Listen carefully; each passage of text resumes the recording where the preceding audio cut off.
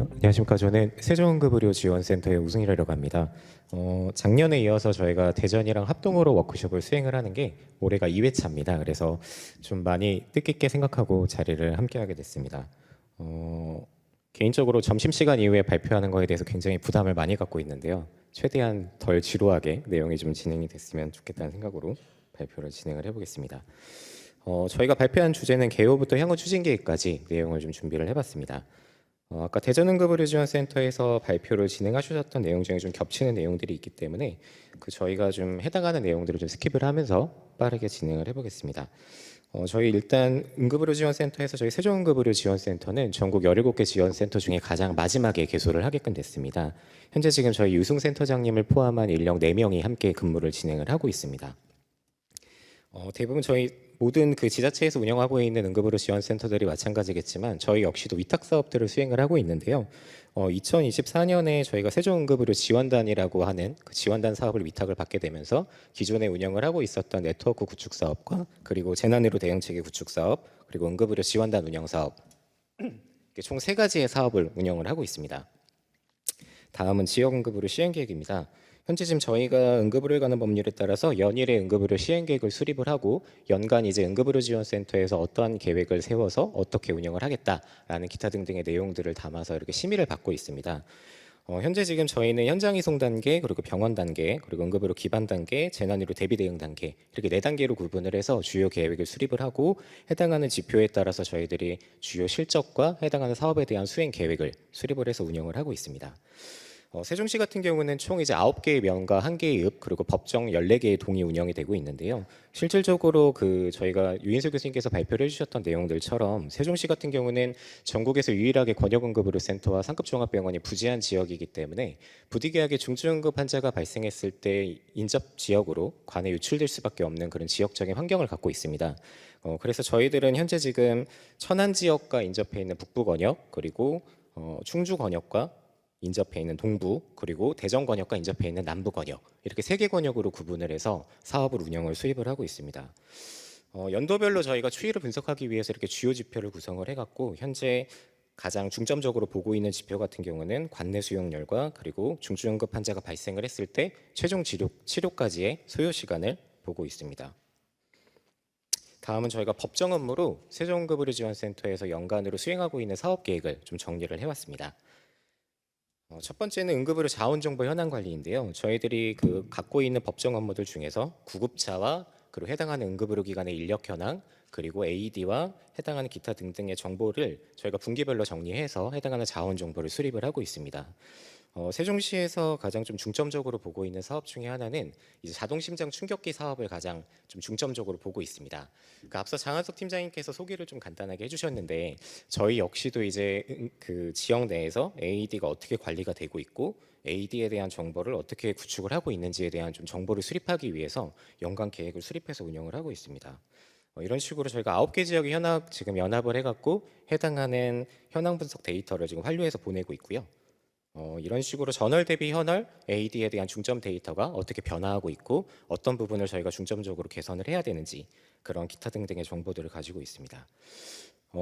신중경 경력형 일자리 창출 사업이라고 저희가 2020년부터 23년까지 행안부에서 진행하는 시범 사업을 운영을 진행을 했습니다. 이런 식으로 점검원 2분이 AED가 설치되어 있는 관내 기관을 직접 방문하셔가지고 소모품과 패치 그리고 장비에 대한 교체와 해당하는 장비에 대한 점검 교육 기타 등등의 사업들을 추진을 하셨고요. 이 부분이 이제 2024년에 해당하는 예산이 지금 없어지게 되면서 저희가 지원단 사업으로 가지고 와서 현재 지금 2년 차에 수립되어 있는 AED 전수조사를 수행을 하고 있습니다. 해당하는 정보들은 아마 여기 계시는 보건소 주사님들께서는 조금 익숙하실 텐데 저희들 역시도 왈라라는 플랫폼을 이용해서 실질적으로 점검원분들이 현장에 방문하시고 점검을 수립하시는 그 정보들이 실시간으로 온라인으로 기록되고 해당하는 정보들이 이런 식으로 루커 스튜디오에 표출이 될 수 있도록 준비를 해뒀습니다.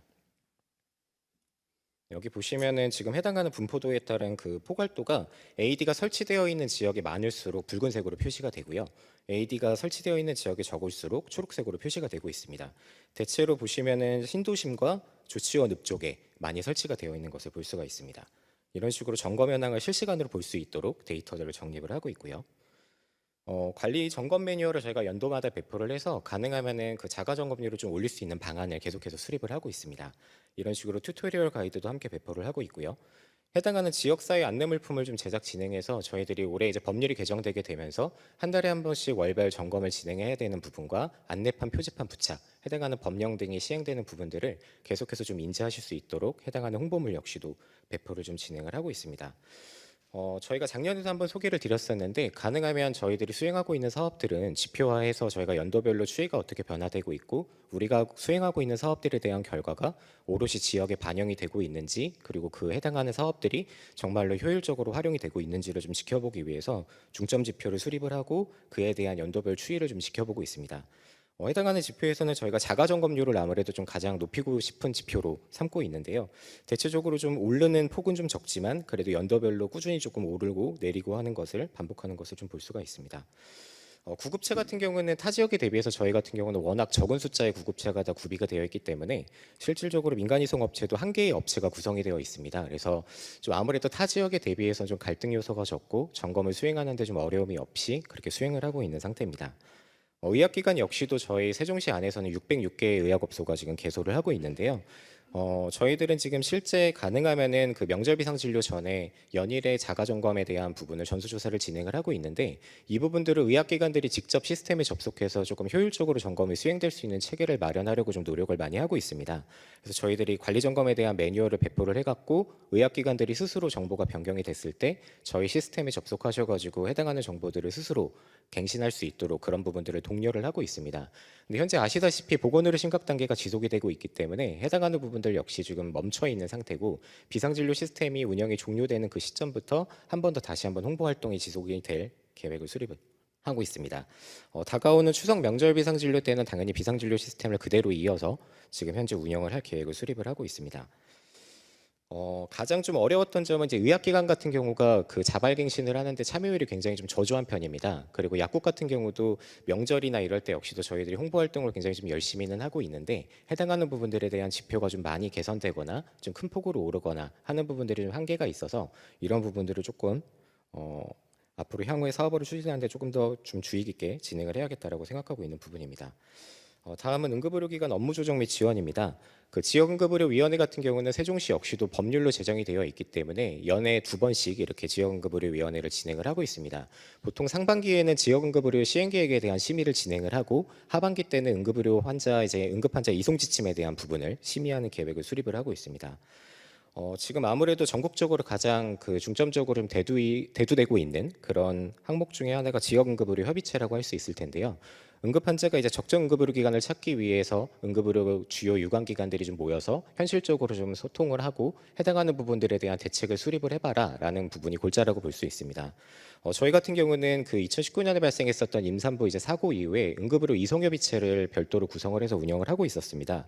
그래서 실질적으로 세종시 같은 경우는 크게 좀 어려움 없이 기존에 운영을 하고 있었던 응급의료 이송협의체를 확대 개편해서 지역 응급의료 협의체로 운영을 하고 있습니다. 현재는 연 6회가 저희 계획을 수립을 하고 있고요. 연초에 대표자 협의체를 한번 진행을 하고 실무자 협의체를 연에 5번 계획을 해서 수립을 하고 운영을 하고 있습니다. 23년부터 저희들이 계속해서 지속적으로 연간 운영 실적을 이렇게 쌓아 나가고 있고요.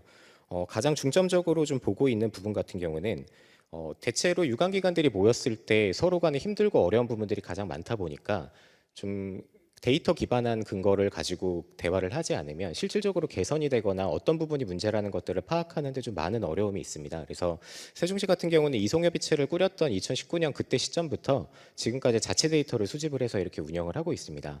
저희들은 이제 응급의료 단계별 주요 현황 조사라고 이렇게 명칭을 하고 있는데요. 보시면은 이제 119 종합상황실부터 그리고 구급대를 관리하고 있는 대응예방과 그리고 저희 응급의료기관인 세종충남대병원과 그리고 NK 세종병원에서 데이터를 제출을 해주시면 해당하는 데이터를 가지고 전년도 대비, 전분기 대비 어떻게 데이터들이 변경되고 변화하고 있다. 해당하는 부분들이 실질적으로 개선이 되고 있다라는 부분들을 좀 점검을 하는데 중점을 두고 있습니다.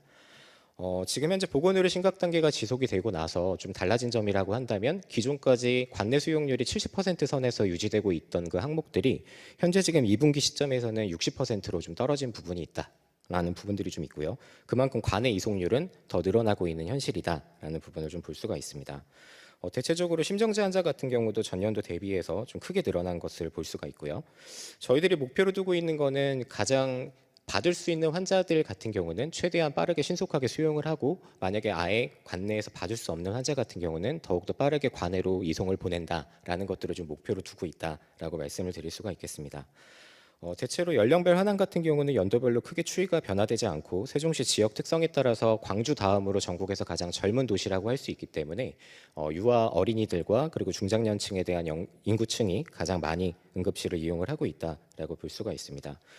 대체적으로 그 119 구급대에서 이송 요청을 했을 때 받지 못하는 경우는 당연히 타 기관과 동일하게 저희 역시도 배후 진료가 많이 어렵기 때문에 배후 진료에서 수용할 수 없는 이유가 가장 큰 이유라고 볼 수가 있겠습니다. 이런 식으로 저희가 월에 한 번씩 배후 진료과 현황을 조사해서 119 구급대 쪽에 환류를 보내는 작업 역시도 지속을 하고 있고요.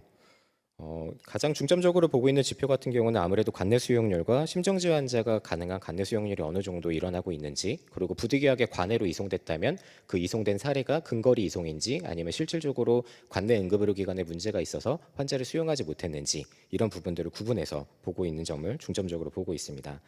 응급의료기관 평가 같은 경우는 연일에 저희 역시도 지원을 하고 있는 부분이 있고요. 현황 분석 보고서 같은 경우도 오늘 세종시 지역에서 참여하신 저희 참석자분들께는 현황 보고서를 배포를 드렸는데요. 연 1회씩 저희들이 현황 보고서를 제작해서 해당하는 부분을 배포를 하고 있습니다. 이 부분 같은 경우는 저희 세종응급의료지원센터 단독적으로 추진하고 있는 부분은 아니고요. 울산응급의료지원센터와 그리고 대구응급의료지원센터의 연구원 선생님들이 협조를 구해서 저희가 연 1회 현황 보고서를 발간을 하고 있습니다. 저희가 2024년에 응급의료지원단 사업을 수립하고 나서 응급실 이용자에 대한 만족도 조사를 시작을 했습니다. 올해는 지금 2년 차에 접어들었고요. 응급실에 방문한 내원객을 대상으로 실질적으로 응급의료기관에 대한 만족도가 어떻게 이루어지고 있는지, 그리고 저희들이 수립하고 있는 응급의료 제도나 관련된 인식률이 어느 정도 일어나고 있는지, 해당하는 추이가 어떻게 변화되고 있는지를 저희들이 조사를 진행을 하고 월별로 분석도 하고 연간으로 추이합이 완료가 되면 해당하는 응급의료기관 쪽에 저희들이 정보를 제공을 드리고 있습니다. 이 부분 역시는 실제 응급실에 방문하는 내원객들에 대한 만족도 수준이 어느 정도가 되고 있는지를 응급의료기관이 명확하게 알고 있으면 해당하는 응급의료 서비스에 대한 질 향상 역시도 자연스럽게 따라올 수 있다라는 부분에 그런 목적을 갖고 수행을 하고 있습니다. 작년에 저희가 그 대전응급의료지원센터에서 수행하고 있었던 폭력 예방 교육 같은 경우도 좀 벤치마킹해서 저희 내부 응급의료기관 대상 역시도 해당하는 법률 정보 제공을 진행을 하고 있습니다. 실질적으로 그 응급실 내에서 발생할 수 있는 폭력 사례나 그리고 법률을 대처했었던 대응에 대한 사례들을 다 종합을 해갖고 사전 저희가 모의 조사를 진행을 하고요. 실질적으로 궁금해하는 응급의료기관의 종사자분들께서 궁금해하시는 점들을 미리 사전에 취합해서 해당하는 정보들을 법률 전문가가 정보에 대한 답변을 드리는 형태로 수행을 하고 있습니다. 그리고 올해부터 저희가 최초로 시작했던 이제 신규 사업인데요. 해당하는 부분은 그 임산부 영유아 응급상황 인식 및 대처 교육이라는 이름으로 제공을 하고 있습니다. 저희 세종시 특성에 앞서 말씀드렸던 것처럼 아무래도 출산율이 전국에서 좀 가장 높은 도시다 보니까 임산부나 생애 초기 부부들이 가장 궁금해하는 그 영유아 그리고 어린이의 응급 상황이 발생했을 때 어떻게 대처하면 되는지 해당하는 그 정보들에 대한 교육을 월별로 저희가 2번씩 제공을 하고 있고요. 올해는 12회차 교육을 제공을 예정을 하고 있고 내년부터는 임산부뿐만 아니라 생애 초기 부모를 대상으로 교육을 확대를 할 계획을 수립을 하고 있습니다. 참석하신 그 임산부분들께는 그냥 기본적인 정보만 제공드리는 건 아니고요. 대표적으로 가장 좀 궁금해하실 수 있는 응급 상황을 11개 질환으로 구분을 하고 대응 요령이나 실질적으로 어떤 질환의 위험도가 생겼을 때 당장 응급실을 방문해야 되고 어떤 질환일 때는 내일이나 오전 주간 시간대 인근 병의원을 방문을 해야 된다. 그리고 해당하는 정보들을 119를 부를 때는 어떤 요령으로 불러야 된다라는 것들에 대한 정보를 매뉴얼을 제공을 하고 있는 그런 상태입니다. 이런 식으로 매뉴얼북을 만들어서 저희들이 제공을 드리고 있고요. 이렇게 신호등으로 조금 더 쉽게 좀 인식하실 수 있도록 빨간불, 노란불, 초록불 이렇게 구분을 해갖고 해당하는 정보들을 제공을 하고 있습니다. 그리고 하임리히법이나 해당하는 CPR법이나 이런 것들 역시도 교육을 진행을 하면서 교육 정보를 제공을 하고 있는 상태입니다. 저희들이 응급의료기관 그 해당하는 부분에 있어서 좀 가장 중점적으로 두고 있는 부분 중에 또 한 가지는 이제 재난이 발생했을 때 어떻게 대응을 할 것인가가 좀 중점 부분입니다. 아무래도 세종시 같은 경우는 권역응급의료센터가 없다 보니까 자원 역시도 좀 부재한 상태라서 16개 시도가 모두 갖고 있는 그 재난의료 지원 차량이나 현장응급의료소 텐트나 해당하는 물품 역시는 세종시에서는 부재한 상황입니다. 그러다 보니까 실질적으로 인접해 있는 관양대병원이나 충남대병원이나 천안순천향병원, 당국대병원 그리고 충북대병원 인접해 옆에 있는 권역응급의료센터에 권역 디밋이 도착하기 이전까지 어떻게 내부적으로 자체 대응을 할 것인가가 항상 큰 고민 중에 좀 한 가지 부분입니다. 내부적으로는 일단 저희들은 지역 디밋이라고 해서 세종충남대학교 병원의 지역 디밋을 꾸려서 직접적으로 운영을 하고 있는 상태이고요. 아무래도 권역응급의료센터만큼의 물품을 갖추고는 있지는 않지만 해당하는 물품을 최소한 장비를 갖고 권역센터가 도착하기 이전까지 현장응급의료소에 대한 운영을 지원을 한다라는 목표를 갖고 운영을 하고 있습니다. 이런 식으로 재난의료 상황공유방을 별도로 운영해서 좀 보수적인 대응을 하고 있고요. 대비 체계 점검 역시도 연에 2번씩 진행을 하고 있는 상태입니다. 이런 식으로 보건소 신속 대응반과 그리고 지역 디밋의 물품을 점검을 진행을 하고 있는 부분입니다. 그리고 대응 체계 강화 교육이라고 해서 대전 역시도 항상 그 연 1회 교육을 진행을 하고 계신 걸로 알고 있는데요. 세종시 같은 경우도 그 시청과 보건소 그리고 소방 그리고 응급의료기관을 대상으로 재난의료 대응 체계 강화 교육이라는 명칭에 따른 교육을 수행을 하고 있습니다. 연에 저희는 평균 한 120명 정도 교육 대상자를 대상으로 교육을 제공을 하고 있고요. 이런 식으로 이론 교육과 실습 과정을 제공을 하고 있습니다. 작년에는 저희가 예산이 조금 부족해서 진행을 하지 못했던 사업인데 올해는 그 충북대학교 병원과 저희가 불시 출동 훈련을 함께 진행을 했습니다. 그래서 조치원읍에 같이 동시에 출동을 해갖고 실제 재난이 발생했을 때 모의 사상자를 어떻게 처리할 것인지 해당하는 부분을 임시로 경험을 해볼 수 있는 이렇게 불시 출동 훈련도 저희가 진행을 해서 연초에 마무리를 한 상태입니다. 결과 지표 역시도 저희들이 뭐 가이드북 개발이나 비상 대응 매뉴얼 수립 그리고 다수 환자 발생 조치 계획에 대한 수립 역시도 지속해서 수행을 하고 있습니다.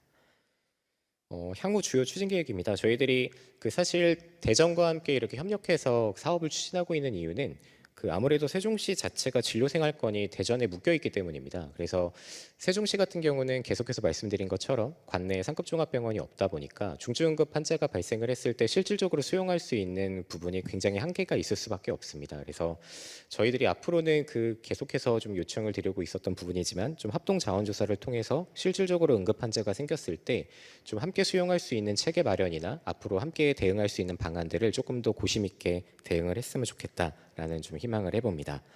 그럼 여기까지 발표를 마치도록 하겠습니다. 감사합니다.